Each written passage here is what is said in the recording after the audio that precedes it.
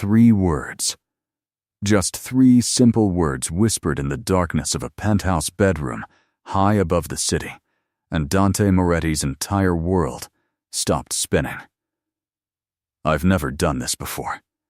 Her voice trembled like a leaf in winter wind, soft and vulnerable and so achingly honest that something inside his chest cracked wide open. He froze above her, his hands that had been confidently exploring the curves of her body suddenly still, his breath catching in his throat as if someone had stolen all the air from the room. Isabel lay beneath him, her chestnut hair spread across his silk pillowcases like a halo, her green eyes wide and luminous in the dim light filtering through the floor-to-ceiling windows. And in that moment, Dante Moretti, the man who had built a financial empire before his 35th birthday, the man who commanded boardrooms and made millionaires tremble with a single glance, realized that everything he thought he wanted had just transformed into something infinitely more terrifying and precious. If you want to discover how a chance encounter in an art gallery during a thunderstorm brought together 2 souls who were never supposed to meet, subscribe to the channel now. Leave a like if you believe that sometimes the universe conspires to give us exactly what we need, even when we're not looking for it. And tell me in the comments, have you ever met someone who changed everything in a single moment? Your presence here means everything. The storm had arrived without warning, the way summer storms often do in the city, turning the afternoon sky the color of bruises and sending sheets of rain hammering against windows and pavement. Inside the Morrison Gallery in the heart of downtown, Isabel Chen stood transfixed before a painting that seemed to capture everything she felt, but could never say. It was abstract, all swirling darkness, punctuated by unexpected bursts of gold, as if someone had tried to paint hope struggling to survive in chaos. She didn't hear him approach, didn't sense his presence until his voice, low and rich like aged whiskey, spoke from just behind her left shoulder. Remarkable, isn't it? The way Castellano captures the violence of transformation. Isabel startled, nearly dropping the exhibition catalog she'd been clutching. She turned to find a man standing close, too close by normal standards, but somehow the proximity didn't feel invasive. He was tall, perhaps 6'2", with dark hair that fell in careless waves that suggested he ran his fingers through it often. His eyes were an unusual shade of amber, almost gold in the gallery's subtle lighting, and they studied her with an intensity that made her skin warm. He wore a charcoal suit that even her untrained eye recognized as obscenely expensive, tailored so perfectly it might have been sewn directly onto his frame. But it was his face that held her, all sharp angles and shadows, beautiful in a severe way that suggested he smiled rarely and meant it even less. "I'm sorry," she managed, her voice coming out softer than she intended. "I didn't mean to monopolize the viewing space." A ghost of a smile touched his lips, there and gone so quickly she might have imagined it. "You're not monopolizing anything. I've been watching you look at this painting for 10 minutes. The way you see it, it's like you understand what Castellano was trying to say." Something in his tone made her brave. And what was he trying to say? That transformation is always violent. That becoming who we're meant to be requires destroying who we were. That the pain is worth it. The words hung between them, heavy with meaning that seemed to transcend art criticism. Isabel found herself unable to look away from those amber eyes, feeling as if he was reading something in her that she'd never shown anyone. "I'm Dante," he said, extending a hand. Dante Moretti. His name sounded Italian, rolled off his tongue with a slight accent that suggested old-world elegance mixed with new-world ambition. She took his hand, and the moment their skin touched, something electric passed between them. His palm was warm, his grip firm but not aggressive, and she felt her pulse quicken in a way that had nothing to do with nervousness, and everything to do with a recognition she couldn't name. "Isabel Chen," she replied, and watched something flicker in his expression. Interest? Curiosity? She couldn't tell. "Are you an artist, Isabel?" The way he said her name with careful precision, as if tasting each syllable, made her stomach flutter. "No, I'm a teacher." "3rd grade. I come here sometimes, when I need to remember that beauty exists." She felt immediately foolish for saying something so revealing to a stranger, but Dante's expression softened in a way that transformed his severe features into something approaching warmth. "A teacher," he repeated, and there was something in his voice, a kind of reverence that surprised her. That's noble work. It's chaotic work," she said with a small laugh. 28 8-year-olds with opinions about everything, and attention spans measured in seconds. But yes, I love it. Outside, thunder cracked so loudly the gallery windows rattled. The lights flickered once, twice, then steadied. Isabel glanced toward the windows where rain was now falling so hard it looked like a solid wall of water. "Looks like I'm trapped here for a while," she said, trying to keep her tone light. "Then let me buy you a coffee," Dante said, gesturing toward the small cafe tucked into the corner of the gallery. "We can wait out the storm together, and you can tell me more about these 28 philosophers you're raising." She should have said no. Should have recognized that men who looked like Dante Moretti, who wore suits that cost more than her monthly rent, who moved through the world with the confidence of someone who had never been denied anything, were not the kind of men who ended up with elementary school teachers from modest backgrounds. But there was something in his eyes, a loneliness that matched her own, a hunger for genuine connection that seemed to transcend the obvious differences between them. "Okay," she heard herself say. "Coffee sounds perfect." The gallery cafe was nearly empty, just a barista wiping down counters and an elderly couple speaking in hushed tones near the window. Dante ordered for both of them, a cappuccino for her and an espresso for himself, and led her to a small table tucked away in the corner where they could watch the storm rage outside while remaining dry and warm. "So," he said, settling into the chair across from her with a grace that suggested he was comfortable anywhere. "Tell me about your philosophers." Isabel wrapped her hands around the warm cup, grateful for something to do with her nervous energy. "They're brilliant and exhausting. Yesterday, during science, we were talking about the water cycle, and one of my students, Marcus, raised his hand and asked if clouds ever get tired of raining. Another student, Sophie, said that clouds can't get tired because they don't have feelings, and then Marcus said that everything has feelings, even rocks. And suddenly, I had a 20-minute debate about the emotional lives of inanimate objects." Dante laughed, a real laugh that lit up his entire face and made him look years younger. "And what did you tell them?" "I told them that scientists don't believe rocks have feelings the way we do, but that asking questions and wondering about the world is exactly what makes them such good thinkers." Then I redirected to evaporation before someone asked if the ocean gets sad when water leaves. "Brilliant diplomacy," Dante said, his eyes crinkling at the corners. "You must have the patience of a saint, or the stubbornness of a mule.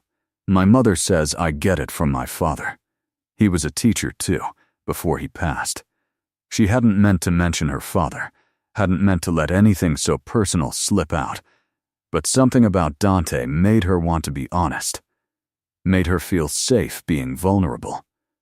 "I'm sorry," Dante said, and the sincerity in his voice was unmistakable. "Recently? 5 years ago. Heart attack. Sudden." She took a sip of her cappuccino, using the moment to steady herself. He would have loved this gallery. He taught high school art before the budget cuts forced him into general humanities. He always said that art was the language of the soul. Dante was quiet for a moment, his fingers tracing the rim of his tiny espresso cup. When he spoke again, his voice carried a weight It hadn't before. My father believed that art was a waste of time, that the only thing that mattered was power and money and control. He built an empire and died alone in a hospital room surrounded by lawyers instead of loved ones. The raw honesty in his words created an intimacy between them that felt both sudden and inevitable, as if they'd been building toward this conversation for years instead of minutes. "Is that why you're here?" Isabel asked softly. "In the gallery?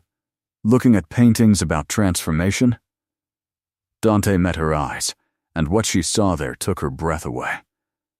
Pain, yes, but also a desperate kind of hope, as if he was searching for something he'd lost or perhaps never had. "I'm here because I'm trying to figure out who I am when I'm not being who my father wanted me to be. I'm here because I inherited everything he built, and I don't know if I want it anymore.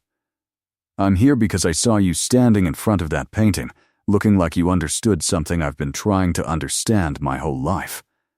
The confession hung in the air between them, vulnerable and brave. Isabel felt her heart squeeze with an emotion she couldn't name. "And what's that?" she whispered. "That it's okay to want something different. That transformation is possible. That maybe the person I was supposed to be isn't the person I became, and there's still time to change that." Outside, the storm continued its assault on the city. But inside the small cafe, wrapped in the warmth of honest conversation and the gentle hiss of the espresso machine, Isabel felt something she hadn't felt in years. Hope. Connection. The thrilling, terrifying possibility that this moment might matter. They talked for 2 hours. The storm raged and eventually passed, leaving the city washed clean and glistening under emerging sunlight. But neither of them noticed. Dante told her about growing up in a mansion that felt like a mausoleum, about boarding schools in Switzerland and expectations that crushed like physical weight, about building his own investment firm that had made him wealthier than his father ever was, and feeling emptier with every success. Isabel shared her own story. Growing up in a small apartment above her parents' restaurant in Chinatown, the smell of garlic and ginger and her mother's dumplings filling every corner of her childhood. Working 2 jobs to put herself through college after her father died, choosing teaching because she wanted to give kids what her father had given his students. A sense that they mattered, that their thoughts were valuable, that the world was bigger and more beautiful than they could imagine. "You're remarkable," Dante said when the barista finally came over to tell them the cafe was closing. "You know that? The way you see the world, the way you talk about your students, it's like you carry light inside you." Isabel felt heat rise in her cheeks. "I'm just a teacher who lives in a studio apartment and can barely afford this coffee." "No," Dante said firmly, reaching across the table to take her hand. The touch sent electricity up her arm. "You're someone who chose a life of meaning over a life of comfort. That takes courage I'm not sure I have." "You're here, aren't you?" she said, squeezing his fingers gently. "In a gallery, looking at art, asking questions. That's courage, too." He held her gaze for a long moment, his thumb brushing across her knuckles in a gesture so tender it made her chest ache. "Have dinner with me," he said, and it wasn't quite a question. "Tonight. Tomorrow. Whenever you're free. I want to know everything about you, Isabel Chen. I want to understand how you stayed soft in a world that tries to make everyone hard."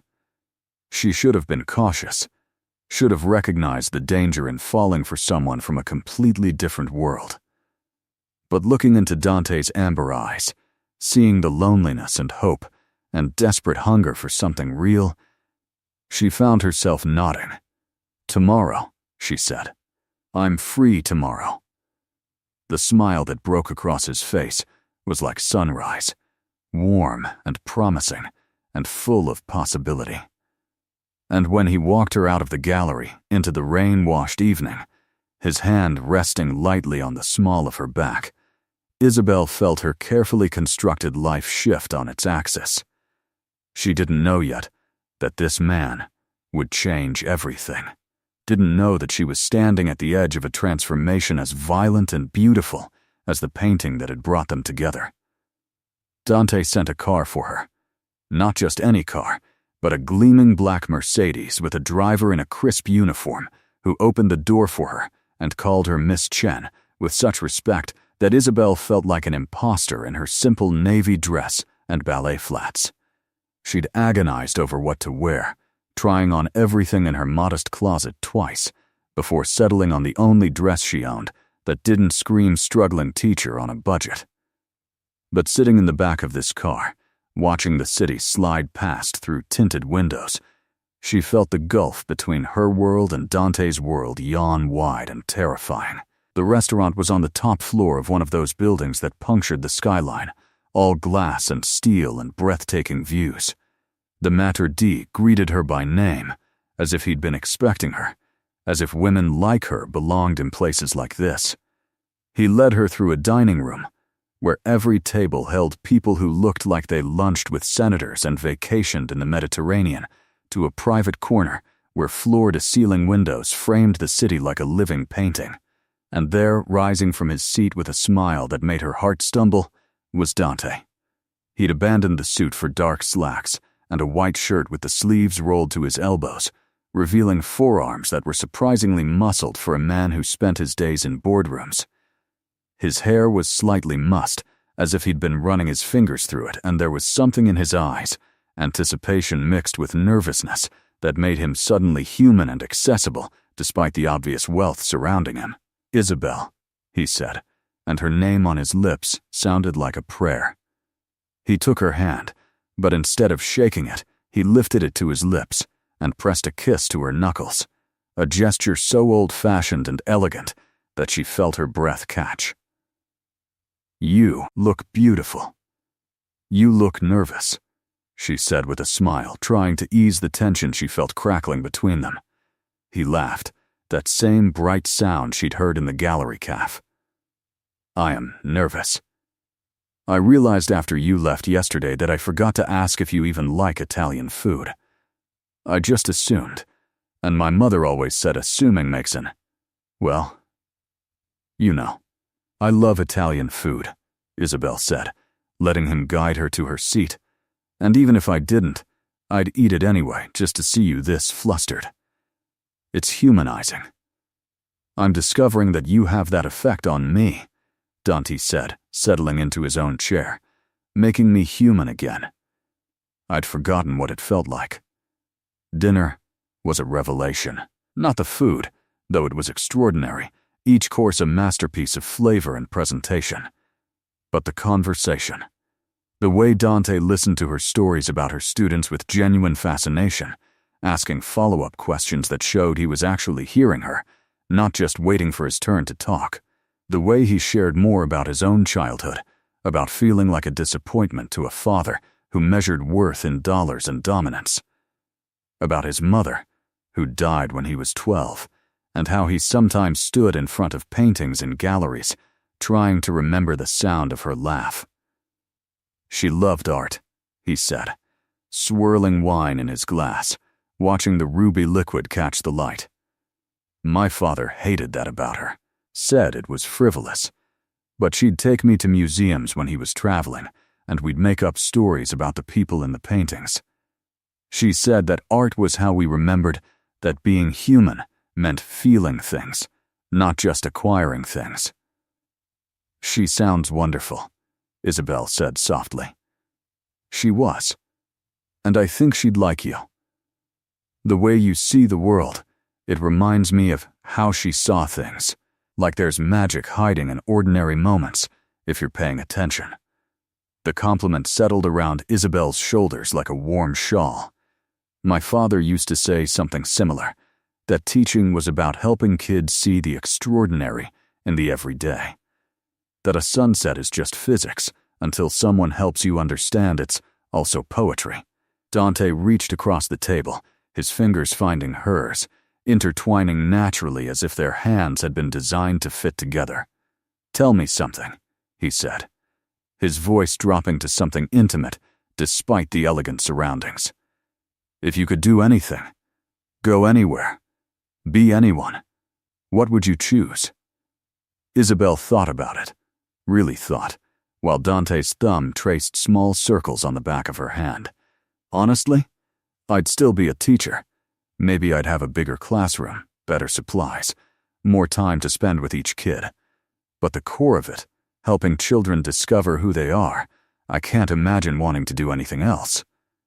Even if you could have all this? Dante gestured to the restaurant, the view, the obvious luxury surrounding them. All this is beautiful, Isabel said carefully, but it's not real.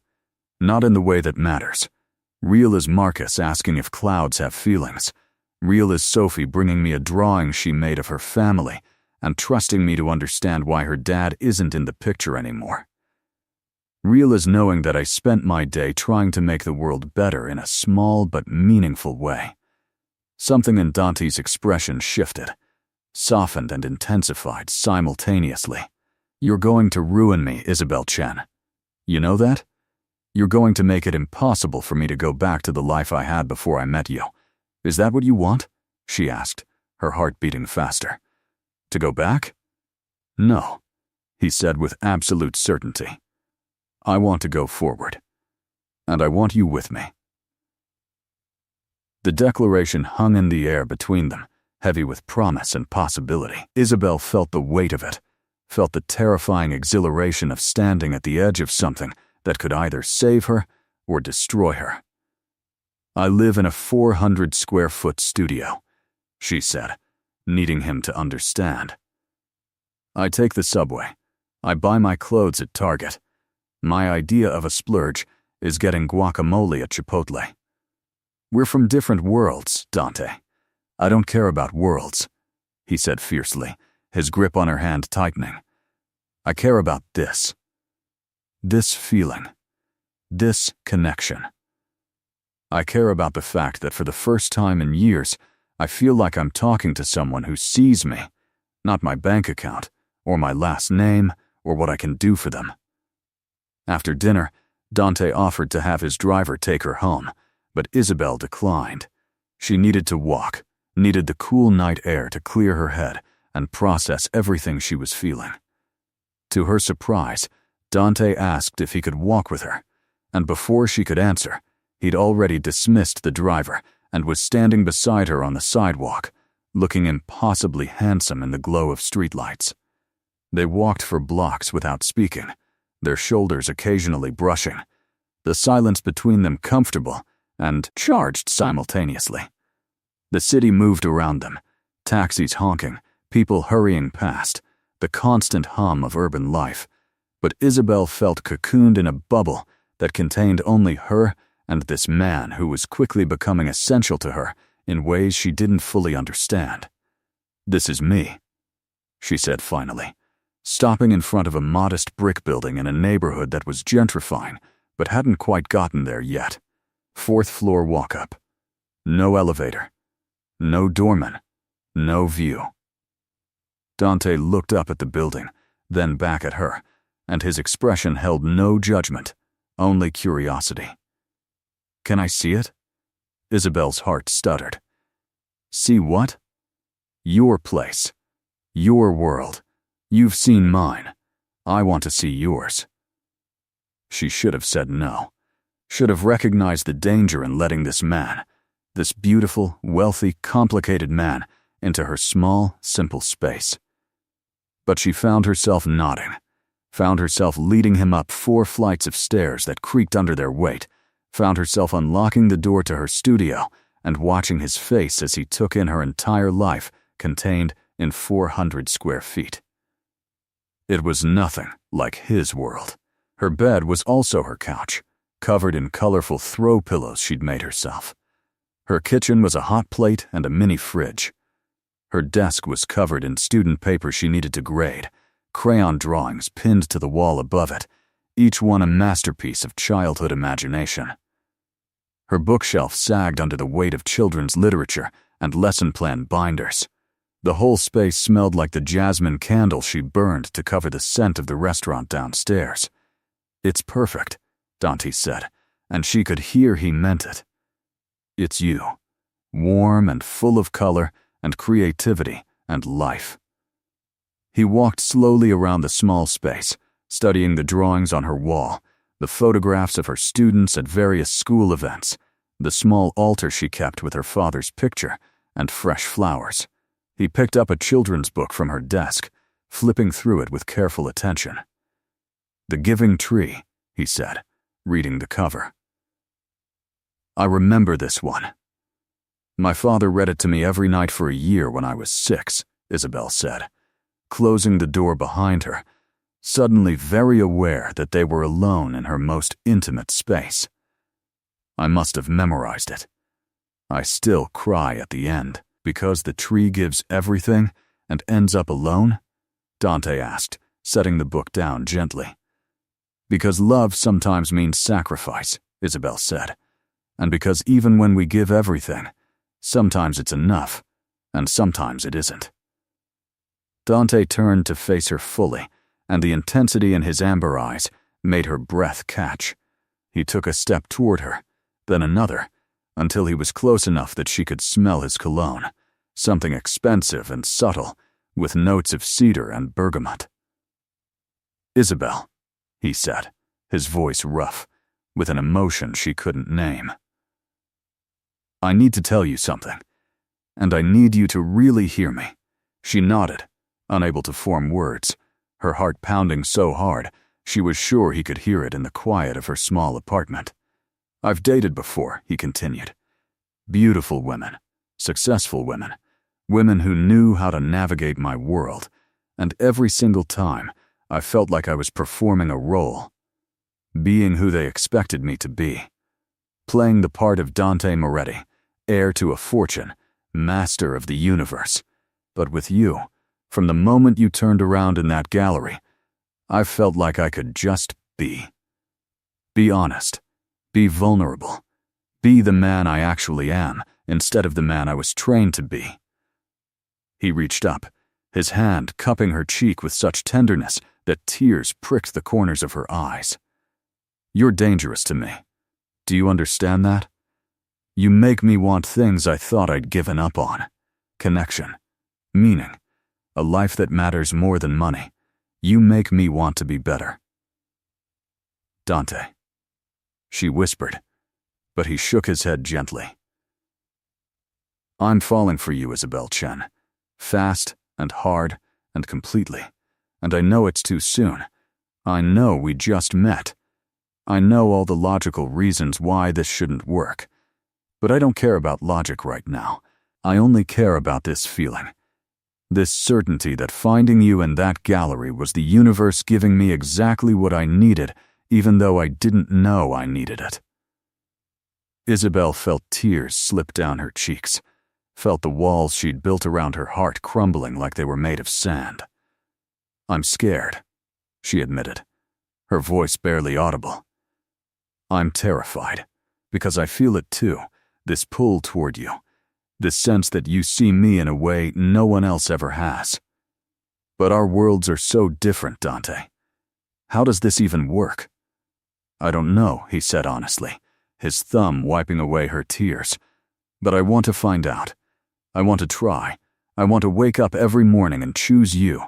Choose this. Choose us. Even when it's hard. Especially when it's hard." The kiss that followed felt inevitable, like gravity finally winning a battle it had been fighting since the moment they met. His lips were soft but insistent, asking a question her body answered without hesitation. Isabel's hands found their way to his chest, feeling his heart pounding as hard as hers, and when he deepened the kiss, pulling her closer until there was no space between them, she felt something inside her shift and settle, and say yes. This. Him. Now. They broke apart, breathing hard, foreheads pressed together, and Dante's hands were trembling slightly where they held her face. "Stay," Isabel heard herself say, the word escaping before she could think about what it meant. "Tonight. Stay with me." Dante pulled back enough to look into her eyes, searching for something, and whatever he found there made his expression soften with such tenderness it took her breath away. "Are you sure?" he asked, his voice rough. "Because, Isabel, if I stay, if we do this, there's no going back. You'll be mine, and I'll be yours, and I won't be able to let you go." "I'm sure," she whispered, and in that moment, standing in her tiny studio apartment with this man who had appeared in her life like a storm, she was sure, terrified, ready. She took his hand, leading him the few steps to her bed, and when he pulled her down beside him, his kisses growing more urgent, his hands exploring with increasing confidence, she felt herself surrendering to something bigger than fear, stronger than logic. When his fingers found the zipper at the back of her dress, she didn't stop him. When he paused, asking permission with his eyes, she nodded. The dress slipped from her shoulders like water, pooling around her waist, and Dante's sharp intake of breath made her skin warm. His hands, which commanded boardrooms and built empires, trembled as they traced the curve of her collarbone, the line of her shoulder, as if she was something precious that might break under too much pressure. "You're beautiful," he whispered, his voice thick with an emotion that went deeper than simple desire. "So beautiful it hurts to look at you." Isabel reached for his shirt, her fingers fumbling slightly with the buttons, and he helped her, shrugging out of it, to reveal a chest that was lean and muscled, the body of a man who took care of himself not out of vanity but discipline. She ran her hands over his skin, feeling the rapid beat of his heart, the warmth radiating from him, and when he lowered her back onto the bed, his weight settling over her felt right in a way that made tears prick her eyes again. They took their time, exploring each other with hands and lips and breathless words. Dante kissed her throat, the hollow between her collarbones, the sensitive skin just below her ear, and Isabel arched into his touch, feeling her body respond in ways she'd never experienced before. Every previous relationship, every previous intimate encounter, felt like a pale shadow compared to this, to the intensity of connection she felt with this man. "Isabel," he murmured against her skin, his hand sliding lower, removing the last barriers between them with such care it made her chest ache. "Tell me if you want me to stop. Tell me if it's too much. Tell me anything." "Don't stop," she breathed, her fingers tangling in his hair, pulling him closer. "Please, Dante. Don't stop." He kissed her then, deep and slow and thorough, and as his body aligned with hers, as she felt him hesitate at the threshold, she whispered the words that would change everything. "I've never done this before." The effect was instantaneous. Dante froze completely, his entire body going rigid above her. His eyes, which had been dark with desire, suddenly cleared with shock and something else, something that looked almost like fear. "What?" The word came out strangled, barely audible. Isabel felt heat flood her cheeks, embarrassment and vulnerability warring in her chest. "I'm sorry, I should have told you earlier, I've never, with anyone, I never found the right person, never felt safe enough, until now, until you, and I understand if you don't want to, if it's too much pressure, if." He kissed her, cutting off her rambling explanation, and this kiss was different. Softer. Deeper. Full of something that felt like reverence. When he pulled back, his hand cupping her face with such tenderness she thought she might shatter, there were tears in his eyes. "You're giving this to me?" His voice cracked on the words. "This gift. This trust. You're giving it to me?" "Yes," she whispered. "If you want it. If you want me. Want you?" Dante's laugh was shaky, emotion thick in his throat. "Isabel, I'm terrified. Terrified of hurting you, of not being worthy of this, of ruining something so precious. But yes, God, yes. I want you. I want this. I want to be the one you trust with your body and your heart and everything you are." He shifted, his weight settling more fully over her, and his hand slid down to tangle with hers, their fingers intertwining. But we're going to go slow. I'm going to make sure you feel safe. I'm going to make this beautiful for you if it's the last thing I do. Okay? She nodded, unable to speak past the emotion clogging her throat, and when he began moving again, his lips finding hers, his free hand stroking gentle patterns on her skin, she felt herself relax into his touch. He took his time, building the sensation slowly, checking in with her constantly through whispered questions and searching looks. When he finally pressed forward, crossing that threshold with excruciating care, Isabel gasped at the sharp sensation, her fingers tightening on his. Dante stopped immediately, his forehead dropping to hers, his breathing ragged. "Breathe," he whispered. "Just breathe, Bella. I've got you. We'll go as slow as you need." They stayed like that, frozen in the moment of transition, while Isabel's body adjusted to the newness of him. Dante held perfectly still, his muscles trembling with the effort of restraint, pressing gentle kisses to her face, her temples, her closed eyelids, murmuring soft words in Italian that sounded like prayers. "Okay," she finally whispered. "I'm okay. You can move," and he did, with such gentleness and care that new tears spilled down her temples. Each movement was measured, controlled, his eyes never leaving hers, watching for any sign of discomfort. But the sharp pain faded, replaced gradually by something else, a building warmth, a pleasure that grew with each careful thrust. "That's it," Dante breathed, his voice strained. "That's it, Bella. You're perfect. So perfect." Isabel felt herself responding, her hips moving to meet his, and when Dante groaned her name like a man in prayer, when his control started to slip and his movements became more urgent, she wrapped her legs around him, pulling him deeper, giving him permission to let go. The moment when he finally lost control, when his carefully maintained composure shattered, and he buried his face in her neck with a sound that was half sob, half triumph, Isabel felt something inside her chest crack open. This wasn't just physical. This was soul deep. This was transformative. This was everything she'd waited for without knowing she was waiting. Afterward, they lay tangled together in her small bed, Dante's hand stroking slow patterns up and down her spine, her head resting on his chest where she could hear his heart still racing. "Are you okay?" he asked softly, pressing a kiss to the top of her head. "Did I hurt you?" "I'm more than okay," Isabel said, and she could hear the wonder in her own voice. I don't have words for what I am." "Changed," Dante supplied, his arms tightening around her. "Transformed. Because that's what you did to me too, Bella."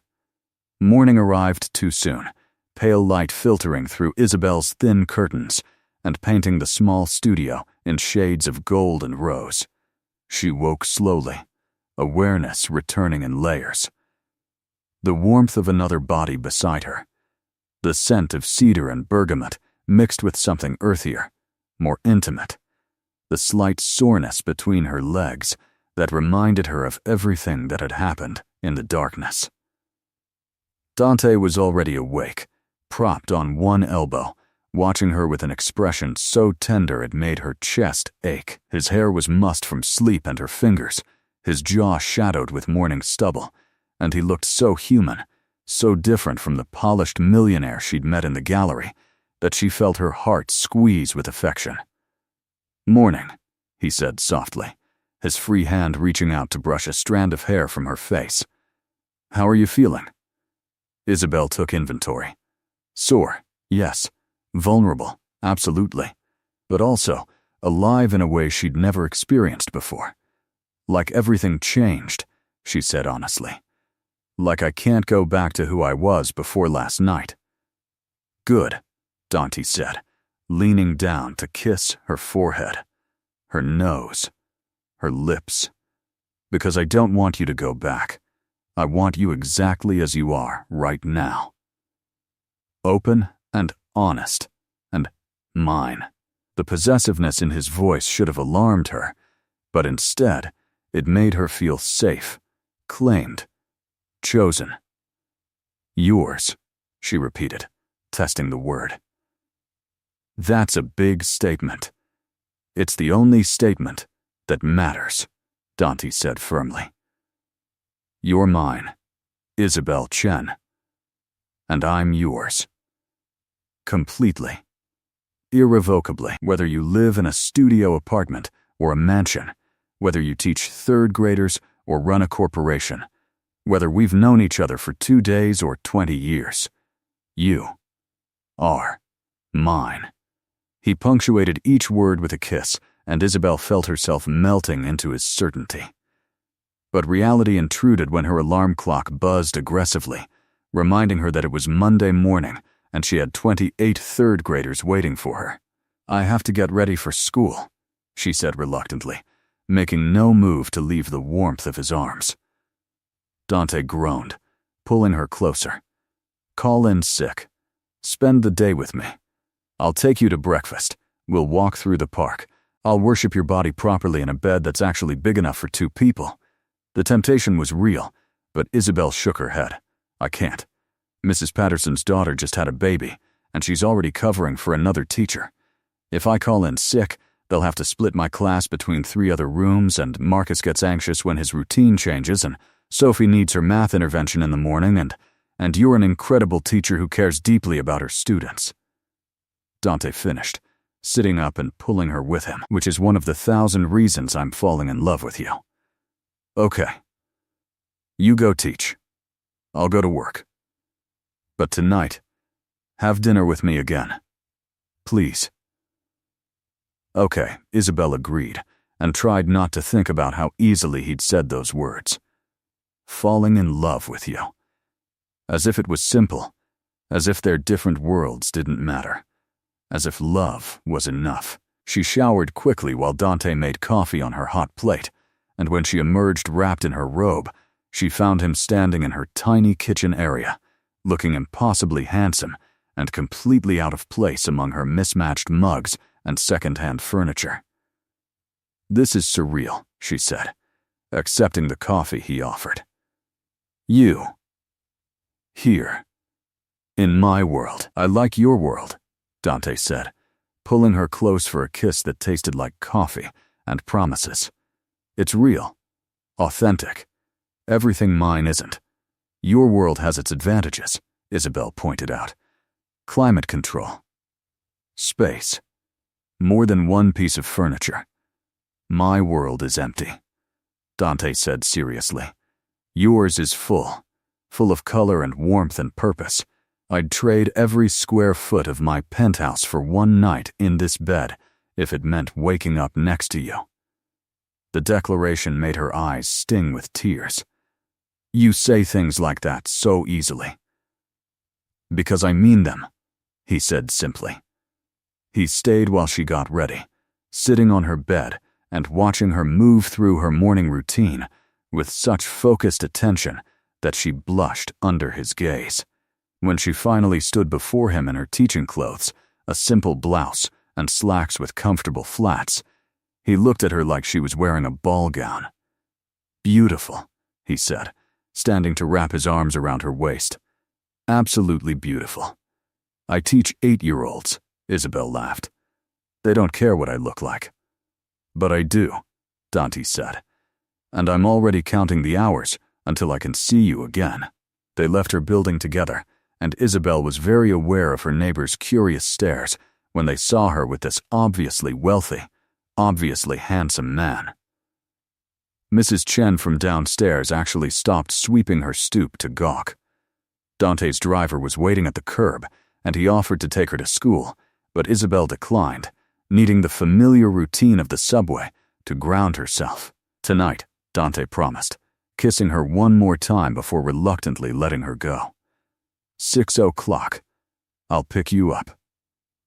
Isabel floated through her teaching day in a daze. Her students noticed immediately. Miss Chen, you're smiling a lot, Marcus observed during morning circle time. Did something good happen? Something wonderful happened, Isabel said honestly, unable to keep the joy out of her voice. I met someone special. Sophie, her most romantic student, gasped dramatically. Like a prince? Like in the stories? Like a real person, Isabel corrected gently. Even better than a prince. But even as she said it, she couldn't help thinking that Dante was prince-like in some ways. Powerful, wealthy, able to command attention and resources with a snap of his fingers. The thought made her uneasy. A small voice in the back of her mind, whispering that fairy tales always had complications, that princes and commoners rarely lived happily ever after in the real world. She pushed the thoughts aside, focusing on her students and their needs. But during lunch, while her class was at recess, she couldn't resist pulling out her phone. There was already a message from Dante waiting. Counting the hours, already missing you.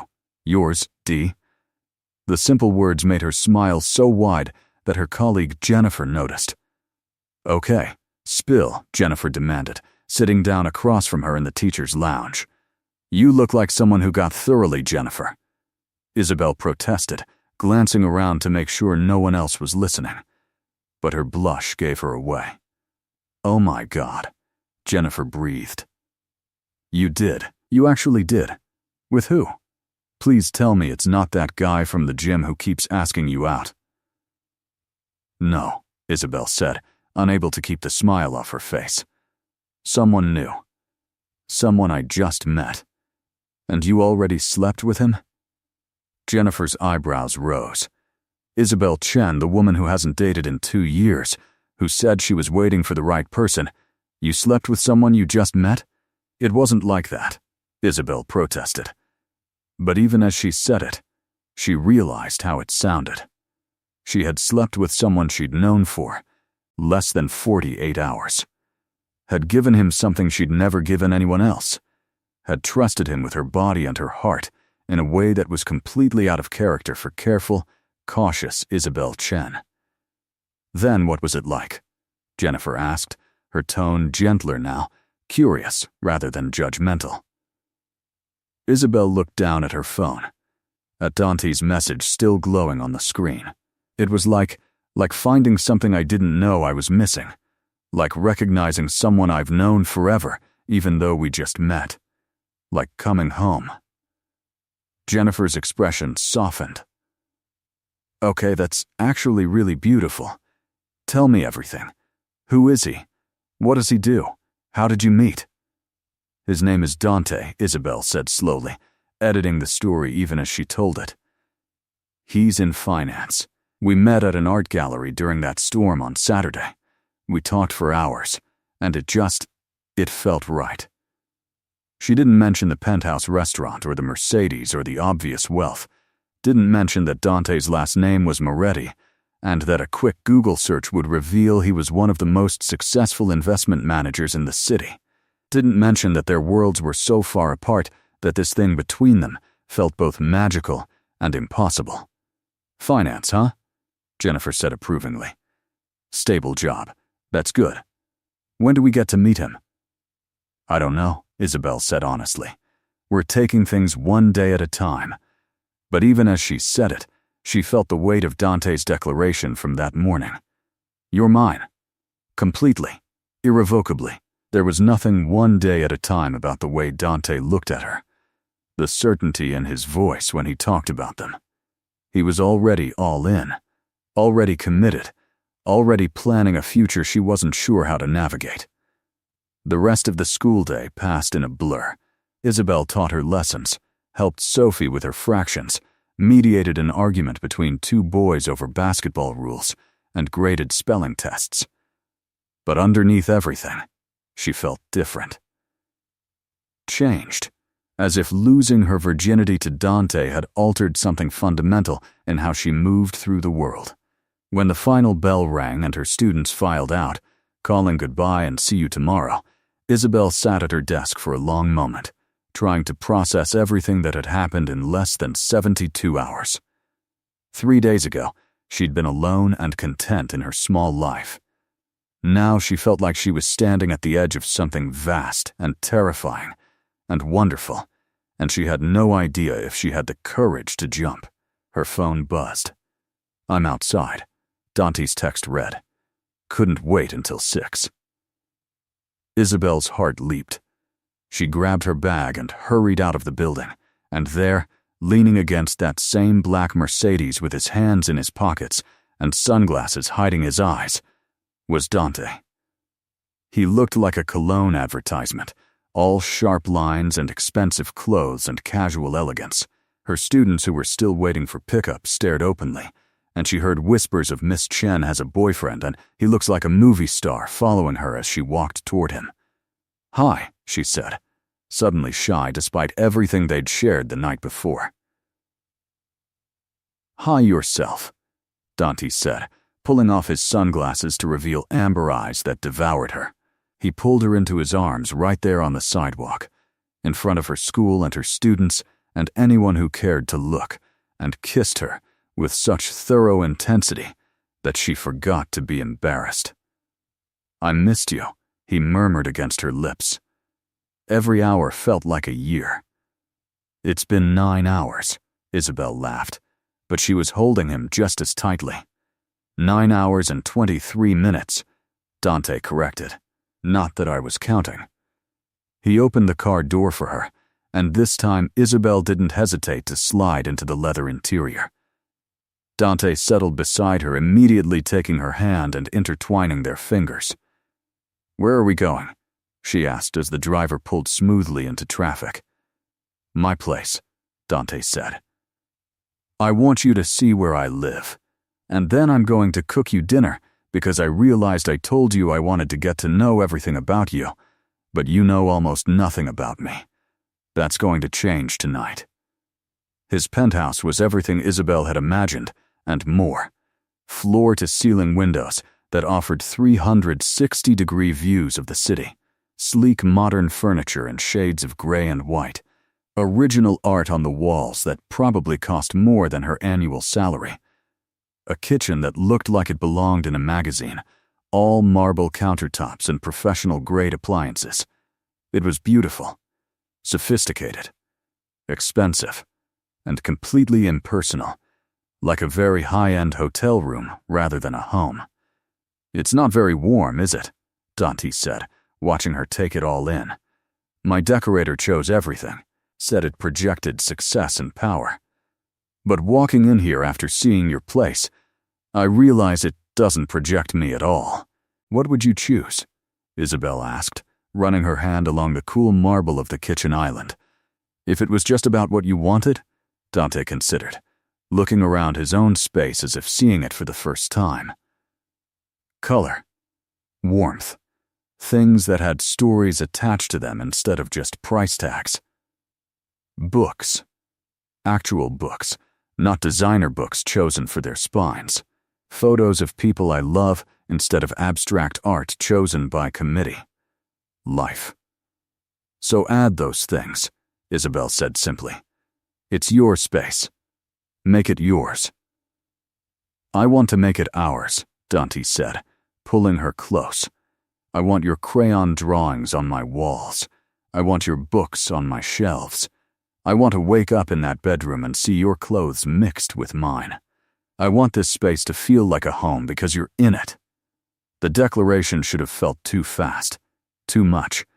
But standing in his arms in his beautiful, empty penthouse, Isabel found herself wanting the same thing, wanting to bring color and warmth into his monochrome world, wanting to be the one who taught him that home wasn't about square footage or marble countertops. "Dante," she started, but he kissed her quiet.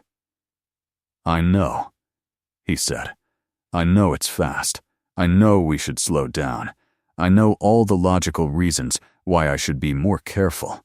But Isabel, I've spent my entire life being careful, being calculated, making smart strategic decisions.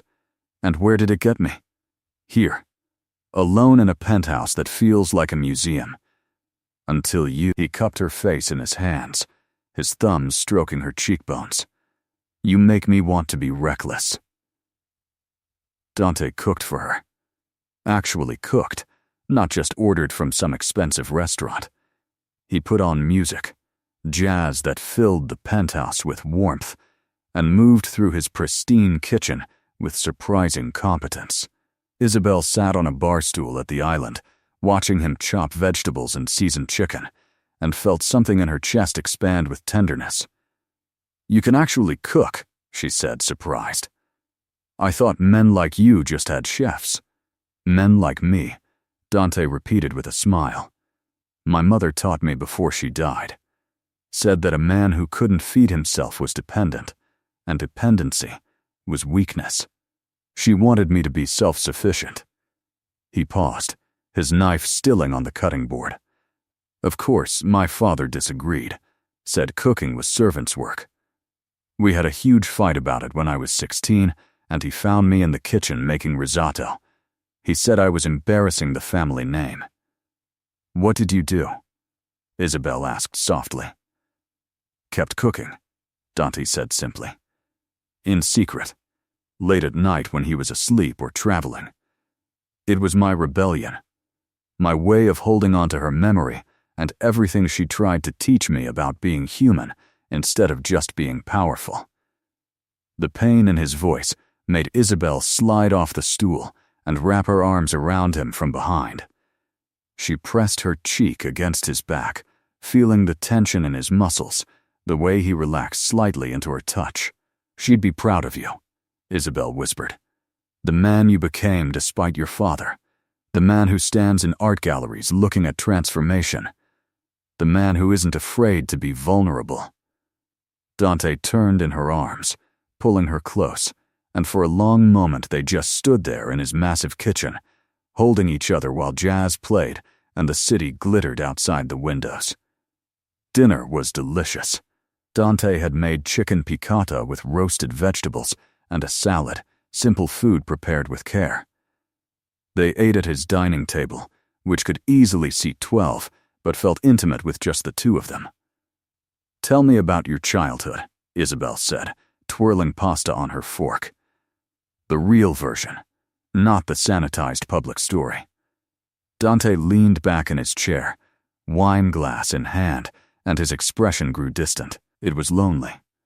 "My father was always working, always building, always chasing the next deal.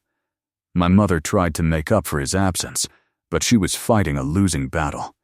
When she died, it was like all the warmth left the house. He sent me to boarding school 2 months later. Said I needed to learn discipline and strength." "How old were you?" 12, Dante said quietly. "Old enough to understand what was happening. Young enough to still need a parent who actually cared." "I'm sorry," Isabel said, reaching across the table to take his hand. "That must have been devastating." "It was, but it also made me who I am. I learned to rely on myself. Learned that showing emotion was dangerous. Learned that people leave, so it's better not to need them in the first place." He squeezed her fingers. "Until you. You make me want to unlearn everything my father taught me." They finished dinner and moved to his living room, settling onto a couch that was as beautiful as it was uncomfortable. Isabel kicked off her shoes and curled into Dante's side, her head resting on his chest, listening to the steady beat of his heart. "Can I ask you something?" Dante said after a while, his fingers playing with her hair. "Anything. Why me?" His voice was soft, vulnerable in a way she'd never heard before. "Why did you trust me with something so precious? You could have had anyone, Isabel. Someone from your world. Someone without all my baggage. Someone normal."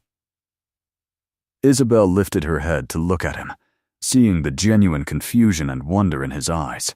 "Because you saw me," she said simply. "In that gallery, when I was standing in front of that painting, you didn't just look at me. You saw me. The real me. The me I don't show most people because it's easier to be just a teacher, just the nice girl who helps everyone. You saw the loneliness and the longing and the hunger for something more, and you didn't run away from it. You matched it with your own." She reached up to touch his face, feeling the slight stubble on his jaw, And because when you touched my hair and that calf, I felt something I'd never felt before. Recognition, like my soul knew yours, like we'd been looking for each other our whole lives without knowing it. Dante's eyes were bright with unshed tears. I felt it too. This certainty that everything in my life had been leading to that moment, every decision, every mistake, every lonely night, it was all preparing me to find you. He kissed her then, slow and deep and thorough, and Isabel felt herself melting into him. When he stood, pulling her up with him, and led her toward his bedroom, she followed without hesitation. His bedroom was as impersonal as the rest of the penthouse, all sleek lines and neutral colors. But the bed was enormous, covered in what looked like Egyptian cotton sheets in shades of charcoal and white. Dante pulled her close, his hands sliding under her blouse, and Isabel shivered at his touch.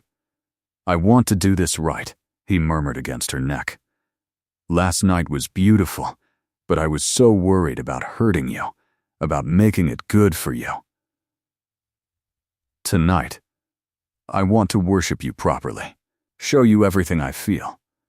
He undressed her slowly, reverently, pressing kisses to each new patch of skin he revealed. When she stood before him in just her simple cotton underwear, he looked at her like she was wearing the finest lingerie money could buy. "Perfect," he breathed. "Absolutely perfect." Isabel reached for his shirt, returning the favor, mapping the planes of his chest with her hands and mouth. She could feel him trembling under her touch, could feel the restraint he was exercising, the way he was holding himself back. "You don't have to be gentle this time," she whispered. "I'm not going to break." Something in Dante's eyes darkened, intensified. "Are you sure?" "I'm sure," Isabel said, and she was. She trusted this man completely. Trusted him with her body and her heart and her future. What followed was different from the night before. Still tender, still filled with care, but with an edge of passion that had been carefully controlled the first time. Dante loved her with an intensity that left them both breathless and shaking. He explored every inch of her body, learning what made her gasp, what made her arch into his touch, what made her cry out his name like a prayer. And when they finally came together, it was with a desperation and need that felt like coming home and jumping off a cliff simultaneously. Isabel lost count of how many times they reached for each other that night. Each time was different, urgent and slow, playful and intense, tender and demanding. By the time they finally collapsed into exhausted sleep, tangled together in his enormous bed, Isabel felt marked by him in ways that went far beyond the physical. She woke in the early hours of the morning to find Dante watching her again, that same tender expression on his face. "Do you always watch people sleep?" she murmured, stretching languidly. "Only the ones I'm falling in love with," Dante said seriously. There was that phrase again. Falling in love. Said so easily, as if it was already a settled fact rather than a terrifying possibility. "Dante," Isabel started, but he pressed a finger to her lips. "You don't have to say it back," he said gently. "I'm not saying it to hear an echo. I'm saying it because it's true. Because I want you to know how I feel. Because hiding it feels dishonest, and I promised myself I'd always be honest with you." Isabel kissed his finger, then took his hand and pressed it over her heart, where he could feel how fast it was beating. "I'm scared," she admitted. "This feeling, how fast it's happening, how much I already need you. It terrifies me." "Good," Dante said. "It terrifies me too, but I'd rather be terrified with you than safe and alone without you." They made love again, as the sun rose, slower this time, watching each other in the growing light. And when Isabel finally had to leave to get ready for school, Dante held her so tight she could barely breathe. "Move in with me," he said suddenly. The words spilling out as if he couldn't contain them. Isabel froze. What? Move in with me. Bring your crayon drawings and your books and your jasmine candles. Make this place feel like a home. Let me wake up next to you every morning. Let me prove to you that this is real, that we can make this work. Dante, we've known each other for 3 days, Isabel protested, even though part of her wanted to say yes, wanted to jump into this with both feet and trust that he'd catch her. I don't care about timelines, Dante said fiercely. I care about what I feel. And I feel like I've found the other half of my soul. I feel like going back to a life where I don't wake up next to you would be settling for less than I deserve. Less than we both deserve. Let me think about it, Isabel said, her voice shaking. Please. This is a lot, and I need to process. Dante nodded, though she could see the disappointment in his eyes. Okay. Think about it. But while you're thinking, know that I mean every word. I want you here. I want us to build a life together. I want everything. He drove her home himself this time, in a sleek sports car that probably cost more than her parents' restaurant had made in a year. They didn't talk much during the drive, but Dante kept one hand on her thigh, his thumb tracing absent patterns that made concentration difficult. When they pulled up in front of her building, he pulled her close for a kiss that promised more. Tonight, he said. Dinner again? I should probably spend some time in my own apartment, Isabel said, though the words felt hollow even as she said them. Make sure my plants haven't died. Answer emails. Do laundry. Normal life things. Bring your laundry to my place, Dante suggested with a small smile. I have a washer and dryer. And a dryer that actually dries things instead of just making them slightly less wet. Despite everything, Isabel laughed. You're relentless. When it comes to you? Absolutely. She floated through another day of teaching, but this time her distraction was noticed by more than just her students. During lunch, the principal, Mrs. Martinez, stopped by her classroom. Isabel, she said, her tone gentle but concerned. Is everything okay? You seem distracted lately. I'm fine, Isabel said quickly. Just personal stuff. Good personal stuff. Nothing that's affecting my teaching. Mrs. Martinez studied her for a long moment. You're one of our best teachers. Your students adore you. Your lesson plans are creative and thorough, and you genuinely care about making a difference. I'd hate to see anything jeopardize that. Nothing's going to jeopardize it, Isabel promised, even as a small voice in her mind whispered that she wasn't sure that was true. How could she balance a relationship with someone like Dante and still give her students everything they deserved? The afternoon brought an unexpected complication. During dismissal, while Isabel was helping students find their backpacks and organizing the chaos that always accompanied the end of the school day, a black Mercedes pulled up in front of the school. But this time, it wasn't Dante's driver. It was Dante himself, stepping out of the car in a suit that probably cost more than her monthly rent, carrying a bouquet of flowers that looked like it had been arranged by a professional. Her students went wild. Miss Chen, is that your boyfriend? Sophie squealed. He brought you flowers. Marcus observed. That's what people do when they're in love. He's so tall, another student whispered. Like a superhero. Isabel felt her face flame as Dante walked toward her, completely unbothered by the attention, his eyes only on her. Hi, he said, offering the flowers. They were peonies and roses in shades of pink and cream, wrapped in elegant paper and tied with silk ribbon. I couldn't wait until tonight. You're causing a scene, Isabel whispered, very aware of the stares from other teachers, parents, and every single one of her students. I don't care, Dante said simply. He turned to her students, who were watching with unabashed fascination. Hello, Dante said to the children with a warm smile. You must be the famous third graders Miss Chen talks about constantly. She says you're the smartest, most creative class she's ever taught." The children preened under his attention. Sophie stepped forward, ever the brave one. "Are you Miss Chen's boyfriend?" she asked directly.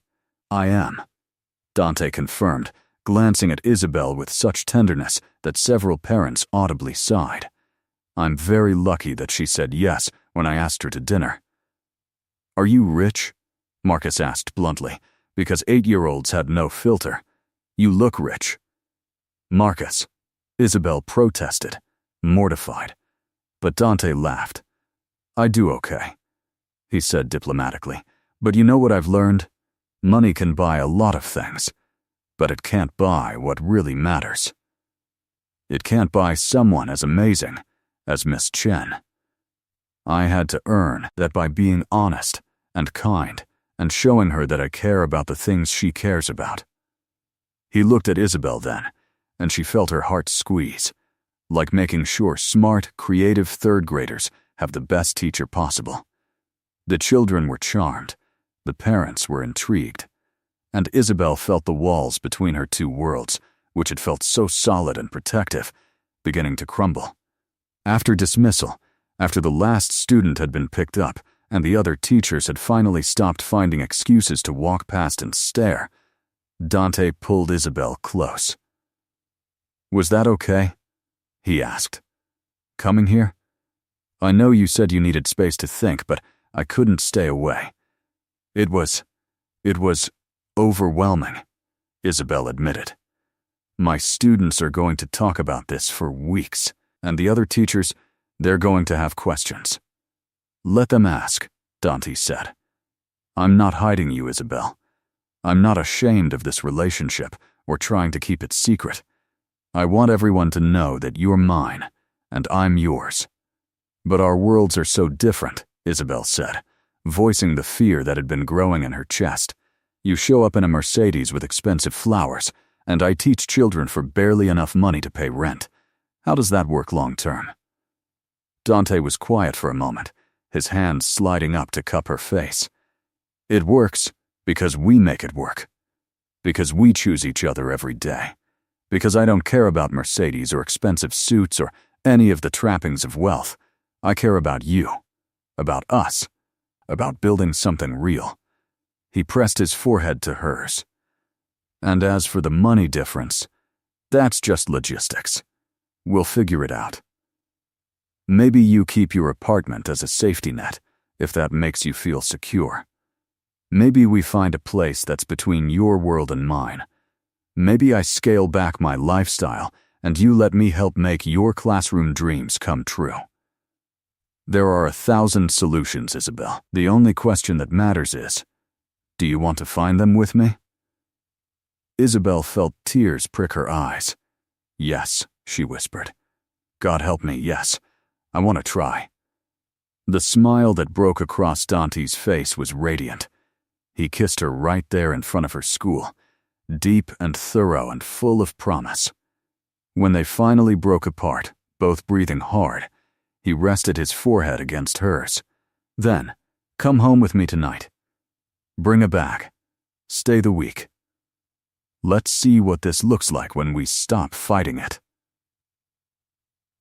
"Okay," Isabel agreed, and felt something in her chest settle and soar simultaneously. That evening, standing in her small apartment throwing clothes into a bag, Isabel felt the magnitude of what she was doing. She was jumping, trusting, letting herself fall for a man who had appeared in her life like a storm and changed everything. Her phone rang. Her mother. Isabel hesitated, then answered. "Hi, Mom."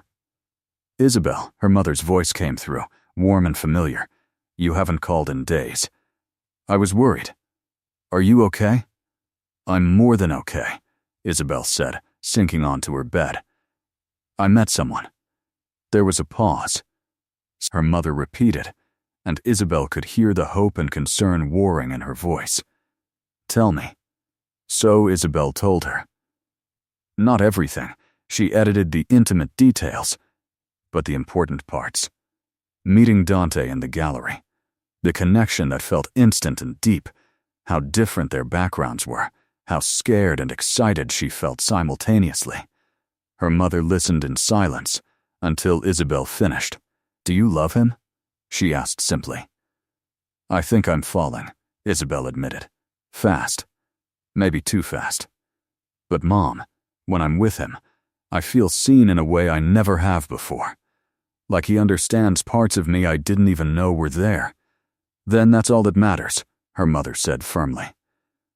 "Your father and I, people said we were too different too. He was the artist, I was the practical one. He wanted to teach, I wanted to run a business. But we chose each other every day for 30 years until he died. Love isn't about being the same, Xiaobao. It's about choosing to bridge the differences." Tears spilled down Isabel's cheeks. "What if I'm not strong enough? What if his world swallows me whole?" "Then, you remember who you are," her mother said. "You're Isabel Chen. You're your father's daughter. You teach children to believe in themselves. You bring light wherever you go. Don't let anyone, not even someone you love, make you smaller. Make them bigger instead." "I love you, Mom," Isabel whispered. "I love you too. Now, go. Live. Take risks. Your father always said that a life without risk is a life half-lived." When Isabel arrived at Dante's penthouse an hour later, bag in hand, he opened the door like he'd been waiting by it.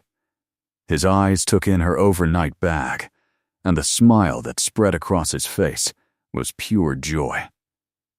"You came," he said, pulling her inside and into his arms. "Of course I came," Isabel said, breathing in his scent.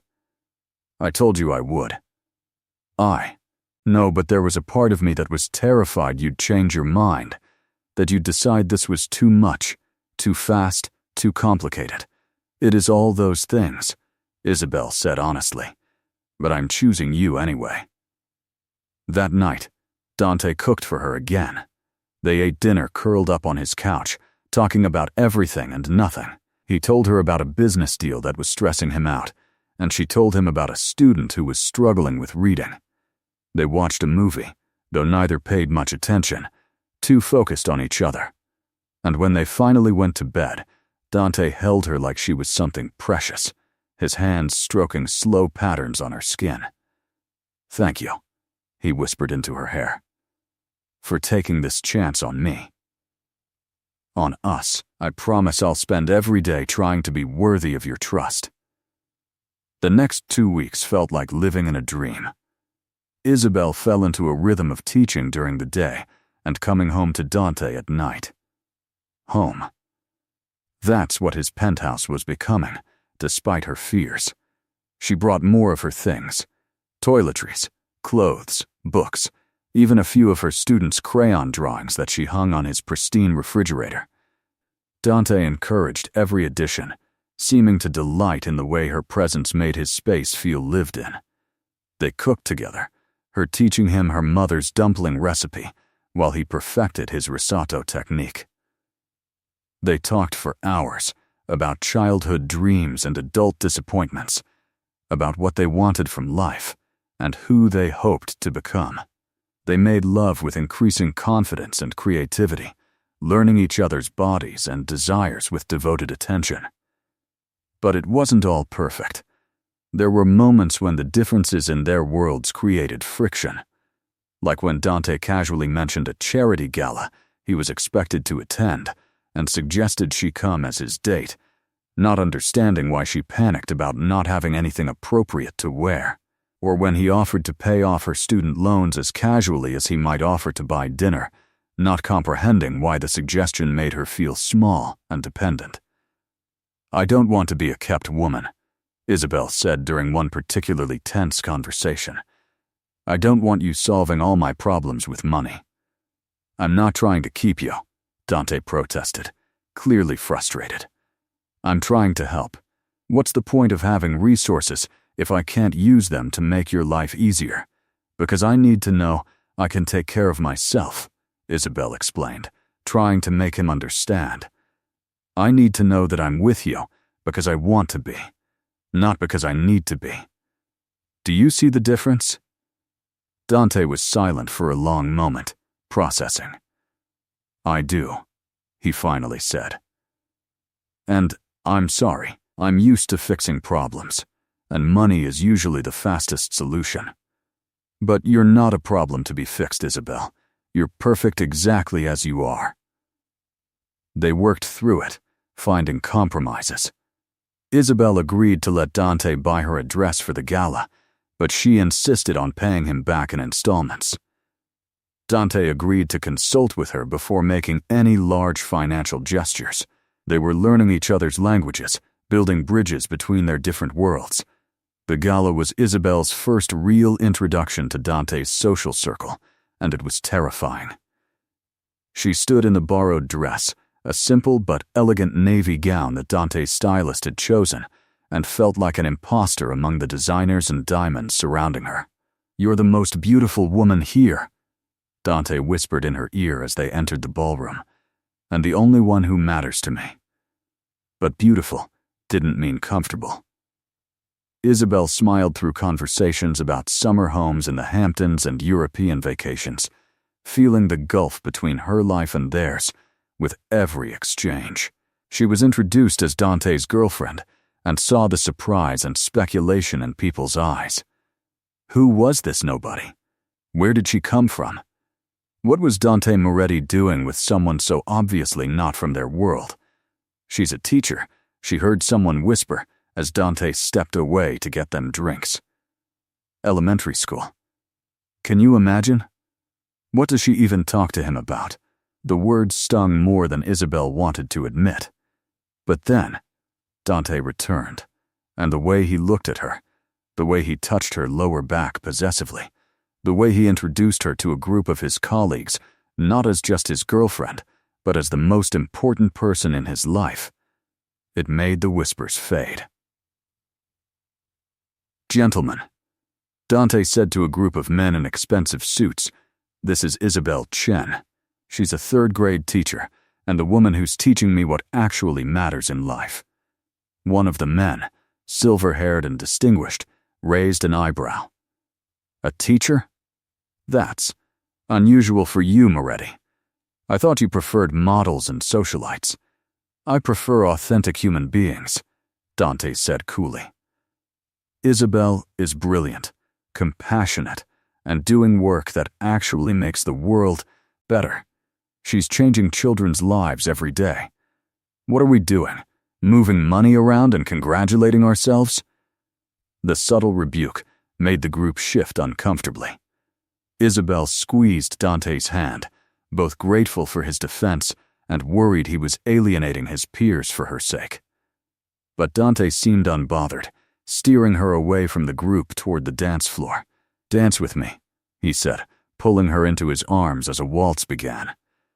Isabel had never learned to waltz, but Dante guided her effortlessly, his hand firm on her waist, his movements confident. "I'm sorry," she said softly as they moved. "I'm not very good at this. Your world, these people, I don't fit." "You fit perfectly," Dante insisted. "It's them who don't fit anymore. This world, these people, I've been realizing they're not my people. They're just people I do business with. You're my people, Isabel. You and your students and your mother and anyone who cares about something beyond their investment portfolio. You can't just abandon your entire life for me," Isabel protested. "I'm not abandoning anything," Dante said firmly. "I'm choosing what matters, choosing you." The gala lasted another 3 hours, and by the end, Isabel was exhausted from smiling and making small talk and trying to navigate a world that felt alien. In the car driving back to the penthouse, she rested her head on Dante's shoulder. "Thank you," she said quietly, "for defending me, for making me feel like I belonged even when I didn't."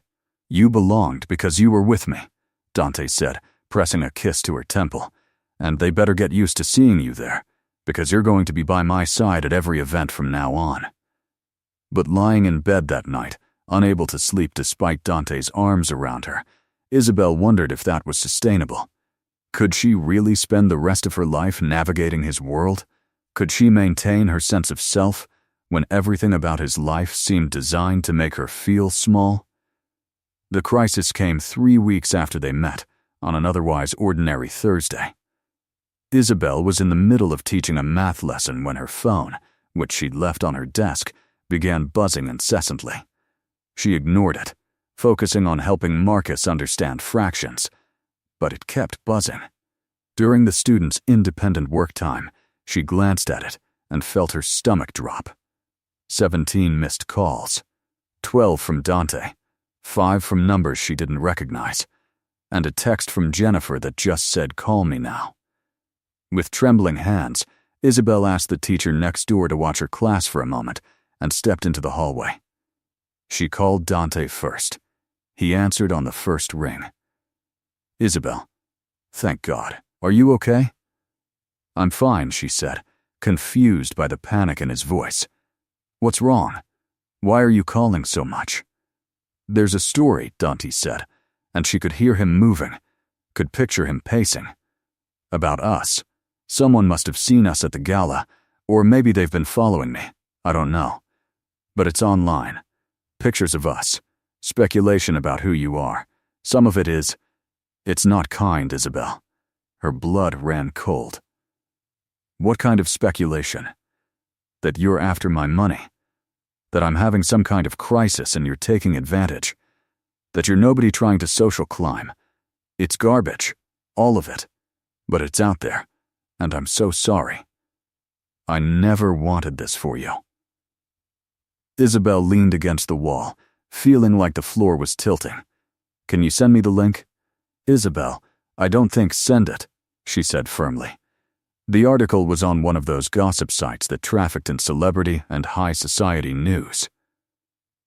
The headline read, "Investment mogul Dante Moretti slumming it with elementary school teacher."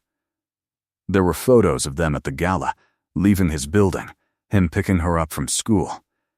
And the text was brutal. It painted her as a gold digger, implied she'd deliberately seduced him, questioned what a man of his caliber was doing with someone so ordinary. The comments were even worse. Hundreds of strangers weighing in on her appearance, her worth, her intentions. Some defended her, but most were cruel in the way only anonymous internet commenters could be. Isabel felt sick. "I have to go," she told Dante. "I'm in the middle of teaching." "Isabel." "Wait." But she hung up, because if she stayed on the phone one more second, she was going to cry, and she refused to cry at school. She made it through the rest of the day on autopilot, teaching lessons she could do in her sleep, smiling at students while inside she was shattering. When the final bell rang and her classroom emptied, she sat at her desk and finally let the tears come. This was what she'd feared. This exposure, this judgment, this feeling that her quiet, simple life had been invaded and dissected by strangers who knew nothing about her but felt entitled to opinions anyway. Her phone rang again. Dante. She let it go to voicemail. Then, her mother called. Then, Jennifer. Then 3 more unknown numbers. She turned off her phone entirely and sat in the silence of her empty classroom, trying to figure out what to do. An hour later, there was a knock on her classroom door. She looked up, expecting the custodian, and found Dante instead. He looked wrecked, his hair disheveled like he'd been running his hands through it, his tie loosened, his eyes red-rimmed. "You turned off your phone," he said, stepping into the room and closing the door behind him. "I was terrified something had happened to you." "Something did happen," Isabel said, her voice hollow. "My private life became public entertainment. Strangers are calling me a gold digger. My students' parents are probably reading articles about me right now. My principal is probably going to call me in to discuss whether this is affecting my ability to teach." Dante crossed the room in 3 strides, kneeling in front of her chair and taking her hand. "You that my life comes with scrutiny. Should have given you the choice about whether you wanted to deal with it. Isabel looked at him, this man she'd fallen so hard and fast for, and felt her heart breaking. I don't know if I can do this, Dante. This life. These people. This constant judgment. I'm a teacher. I work with children. I can't have gossip sites speculating about my sex life or my financial motivations. Then, we'll sue them, Dante said desperately. We'll make them retract everything.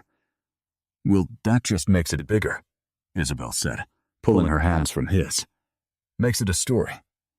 No, I think I need some space. Need to think about whether I'm strong enough for this.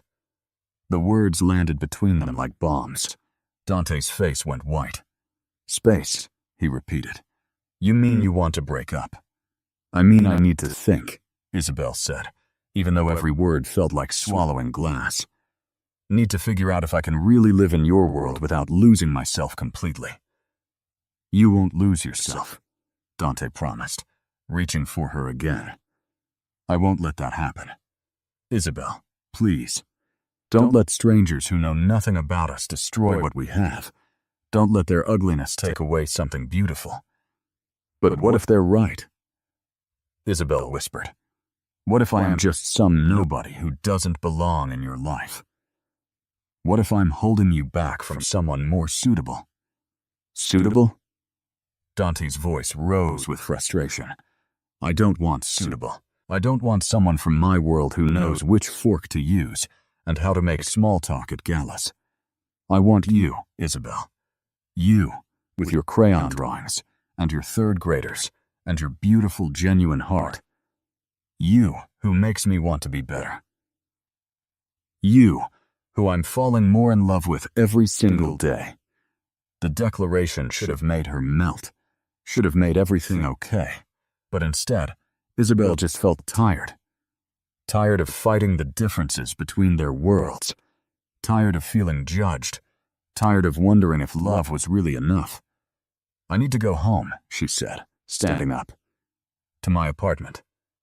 I need to be alone. Isabel, please, she said, and her voice broke. Please, Dante, just give me a few days. Let me process this. She could see him wanting to argue, wanting to fix it, wanting to make it better. But finally, he nodded, standing slowly. Okay, a few days. But Isabel, know this. I'm not giving up on us. I'm not walking away. And when you're ready to talk, I'll be waiting. He left, and Isabel sat back down at her desk in her empty classroom and cried until there were no tears left. The next 3 days were agony. Isabel stayed in her apartment, ignoring calls from Dante, from her mother, from Jennifer. She read and reread the gossip articles, each viewing making her feel smaller. She thought about Dante's world and her world and whether the gap between them could ever really be bridged. On the third night, there was a knock on her door. Isabel opened it expecting the landlord and found her mother instead, carrying a container of soup and a determined expression. Mom, what? You've been hiding long enough, her mother said, pushing past her into the small apartment. Now you're going to eat soup and tell me everything, and then I'm going to tell you what your father would say if he were here. Over soup and tea, Isabel poured out everything. The article, the comments, the fear that she was losing herself, the terror that she and Dante were too different. Her mother listened without interrupting until Isabel finally ran out of words. Are you finished? Her mother asked gently. Isabel nodded. Good. Now listen to me. Your father, when he wanted to marry me, my parents said no. They said he was too poor, too idealistic, that he would never be able to provide for me properly. And you know what he did? What? He showed up at our house every day for 3 months, brought my mother flowers, helped my father fix things around the restaurant, proved through his actions that he loved me enough to fight for us. And eventually, my parents saw what I already knew, that he was a good man who would love me well. Her mother took Isabel's hands. The question isn't whether strangers approve of you and Dante. The question is, does he love you well? Does he make you feel valued and seen and cherished? Does he fight for you? Isabel thought about Dante defending her at the gala, about him showing up at her school with flowers, about him kneeling in her classroom, begging her not to give up.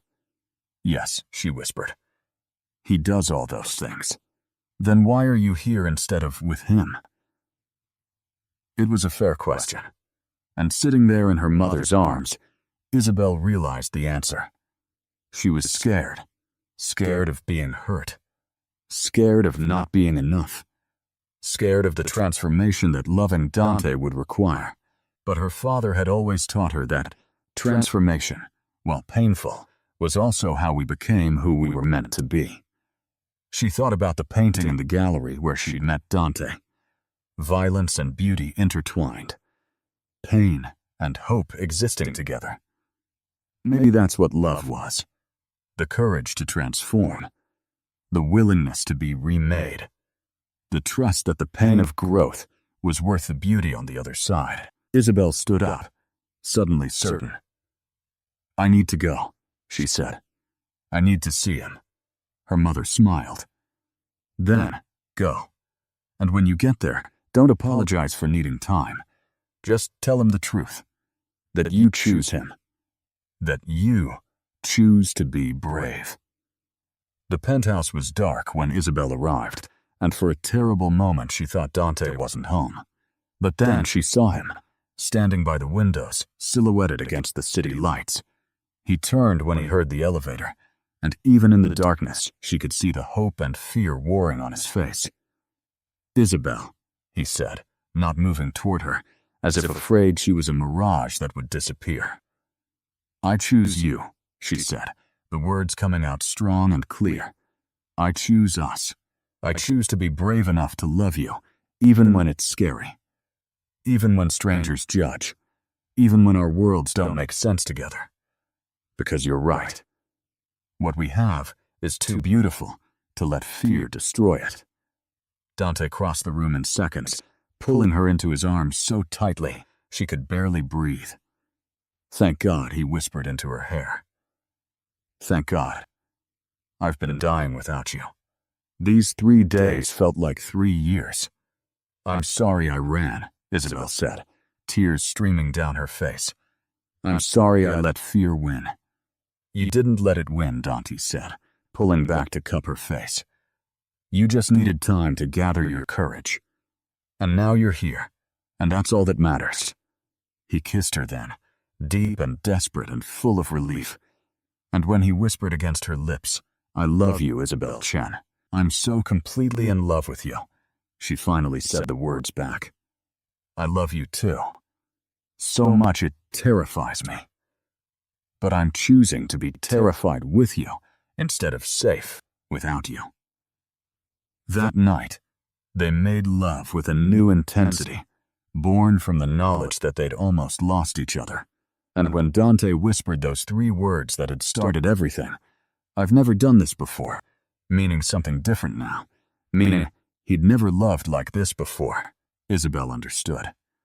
This was their transformation, violent and beautiful, painful and perfect, the kind of love that remade you from the inside out. And as the city lights glittered outside the windows and Dante held her like she was something precious beyond measure, Isabel knew, with absolute certainty, that she'd made the right choice.